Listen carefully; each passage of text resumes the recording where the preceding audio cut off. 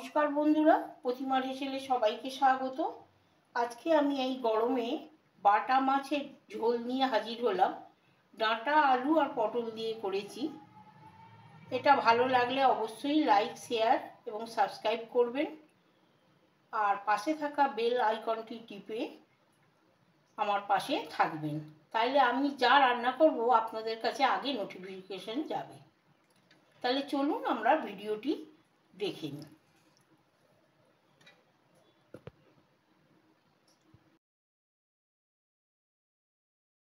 আমি বাটা মাছের ঝোল করব। এই গরমে খুব ভালো লাগে হালকা ঝোল, মশলা কম দিয়ে। তা আমি এখানে 8 পিস বাটা মাছ নিয়েছি, আর সবজি নিয়েছি আলু, পটল আর ডাঁটা। পছন্দের মতন আপনারা সবজি দিতে পারেন, ঝিঙে দিতে পারেন, বেগুন দিতে পারেন। আমার ঝিঙে ছিল না, পটল, ডাঁটা, আলু দিয়ে আমি করে আপনাদের দেখাচ্ছি। তো প্রথমেই আমি মাছটাকে ভেজে নেবো। মাছের জন্যে আমি ভাজার জন্য এই প্যানটাই রাখি, ভাজতে সুবিধে বলে। তেল গরম হয়ে গেছে, আমি মাছগুলোকে এবার দিয়ে দেব।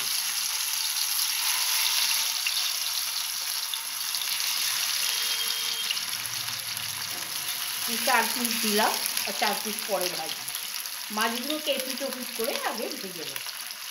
আমি 1 পিস উল্টে দিয়েছিলাম, আমার মোটামুটি ভাজা হয়ে গেছে, তুলে নিলাম।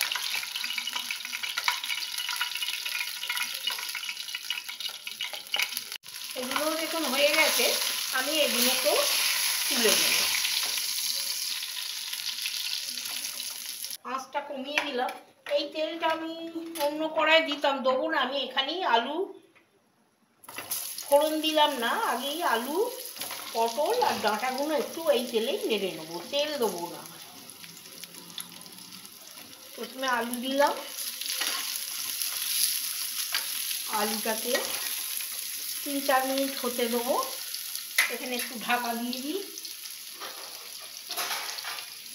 ঢাকা দিয়ে একটু ভাজা ভাজা হলে এবার পটল আর ডাঁটা দিয়ে ভেজে নেব। এখন আলুটা আগে দিয়েছিলাম, পটলটাও দিয়ে একটু নেড়ে নিলাম। সব শেষে এখানে ডাঁটাটা দিয়ে দিলাম। ডাঁটাটা তো বেশি ভাজা যাবে না, ওই জন্য একটু দিলাম। 2-1 মিনিট একটু নেড়ে নেব। নেড়ে এটাকে এবার আমি ঢাকা দিয়ে দিলাম। ততক্ষণ আমি এখানে একটা মশলা তৈরি করে নেব। মশলার মধ্যে একটু জল দিলাম আগে। এই জলের মধ্যে একটু হলুদ গুঁড়ো, 1/2 চামচ হলুদ গুঁড়ো, 1 চা চামচ ধনে গুঁড়ো, 1 চা চামচ জিরে গুঁড়ো, আর 1/2 চা চামচ কাশ্মীরি লাল লঙ্কার গুঁড়ো। এখানে শুকনো লঙ্কা কিছু ইউজ করব না। এটাকে দিয়ে আমি ভালো করে মিশিয়ে একটা রেখে দেব।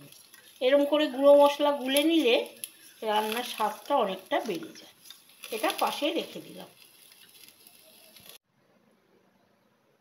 সবজিগুলো ভাজা হয়ে গেছে, আমি নামিয়ে নিয়েছি।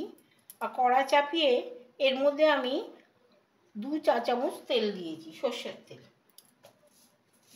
এর মধ্যে একটু কালো জিরে ফোড়ন দেবো, আর 2টো কাঁচা লঙ্কা দিলাম।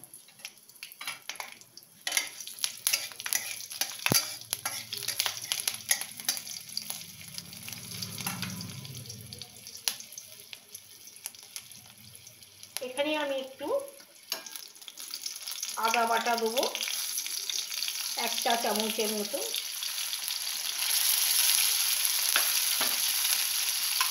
আর কাঁচা লঙ্কা আমি থেঁতো করে দিয়েছি, বাটিনি, থেঁতো করে দিয়েছি। দিয়ে এটাকে একটু নেড়ে নেবো। খুব বেশি ভাজবো না, আদা থেঁতো হয়ে যাবে।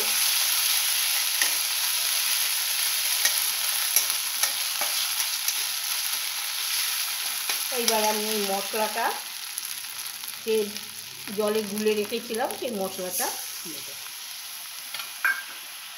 দিয়ে এটাকেও একটু কষে নেব। মশলাটা একটু কষে নিলাম, নিয়ে এর মধ্যে এই সব সবজিগুলোই দিয়ে দেবো যেটা ভেজে রেখেছিলাম, দিয়ে এর সঙ্গে ভালো করে মাখিয়ে এর মধ্যে এবার একটু প্রয়োজন মতো নুন দিয়ে দেবো।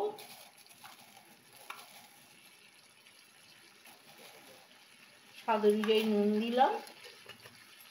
নুন দিয়ে এটাকে ভালো করে একটু এপিট ওপিট করে এর সঙ্গেও একটু কষিয়ে নেবো।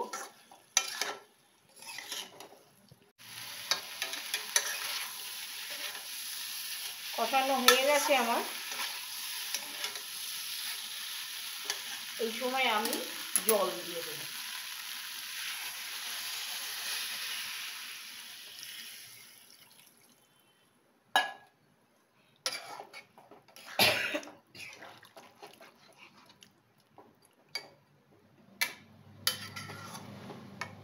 দিয়ে এবার ঢাকা দিয়ে এটা সেদ্ধ হওয়া পর্যন্ত ঢাকা দিয়ে রান্না করব।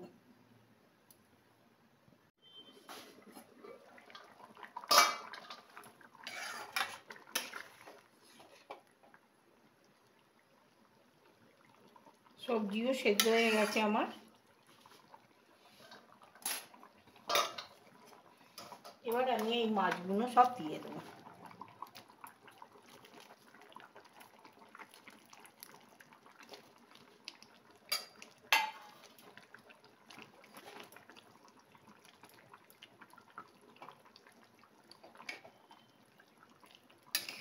মাছগুলো দিয়ে একটু নেড়ে আমি একটু ঢাকা দিয়ে 2-3 মিনিট রাখবো।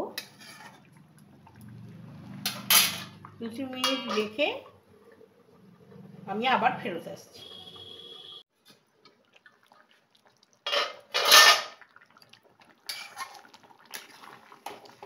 হয়ে গেছে। আমি ওভেনটা বন্ধ করে স্ট্যান্ডিং টাইম দিয়ে আপনাদের পরিবেশন করে দেখাচ্ছি। তৈরি হয়ে গেল এই তপ্ত গরমের দিনে বাটা মাছের ঝোল। আলু আর ডাঁটা আর পটল দিয়ে ঝোল করেছি। এটা গরম ভাতে খুবই ভালো লাগবে। আপনারা বাড়িতে বানান। ভালো লাগলে অবশ্যই আপনাদের মতামত আমার কমেন্ট বক্সে জানাবেন। আজ এই পর্যন্তই। ভালো খান, সুস্থ থাকুন। আবার ফিরে আসবো নতুন কোনো রেসিপি নিয়ে।